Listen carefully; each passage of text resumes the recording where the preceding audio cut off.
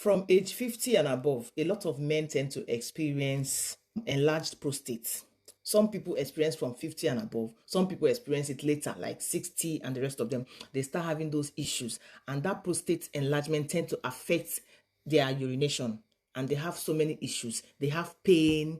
Those are some of the signs and symptoms of enlarged prostate. They have pain while urinating. They have increased urination. In fact, they have a lot of other issues like high cortisol levels, low testosterone, low libido, erectile dysfunction. A lot of other things can come up because they have enlarged prostate. Now, there are some things you can be doing. There are some foods you can be eating that help you to reduce or to shrink the enlarged prostate. Just simple foods that you should be eating to help you a whole lot. Okay. Number one, you need to cut off all those carbs.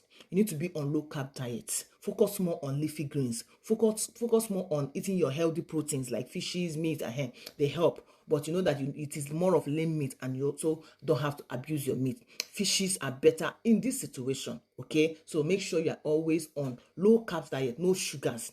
Cut off sugars totally. Now you have enough fishes, because fishes, they help to supply you with omega-3 fatty acid, which helps to reduce inflammation in your prostate, because most of the time it is from inflammation. That is why your prostate are increasing. When you have inflammation leads to swelling, right? When you have inflammation, it leads to prostate enlargement. So eating more of fishes or you take cod liver oil, it will supply you with omega-3 fatty acid, which help to reduce the inflammation and the swelling. Okay, now the next you need to also be eating that helps a lot with your prostate health is beetroot. Yes, beetroot are also very, in fact, if you get the beet leaves, they're also very, very good. So if you have beetroot, you can add them to your salad. You can juice them or make them into smoothie and drink once in a while, or maybe once a day or one or twice a week, as much as you can, because some people might not be able to afford frequent intake, but beetroot are also very, very good for you. Now, the next thing that helps again with your prostate health is dark chocolate. Now, remember, I am not talking about chocolate. Before you go and start eating chocolate and packing sugar into your system, I'm talking about dark chocolate, like 90% dark chocolate, or 70 or 80, but make sure the cocoa is way more than whatever additive they added. So, and if you don't have the dark chocolate supply around you, you can get cocoa powder. Cocoa powder is also very good, just like the dark chocolate, but the cocoa powder, is in powder, and most of the time it is 100% cocoa. There are no sugars, nothing inside the cocoa powder. So you can choose to have more cocoa powder instead of having the dark chocolate. They help a whole lot to supply you with magnesium, to reduce inflammation. A lot of things are loaded in your cocoa powder or your dark chocolate. So get any of the ones you can afford or you can have access to.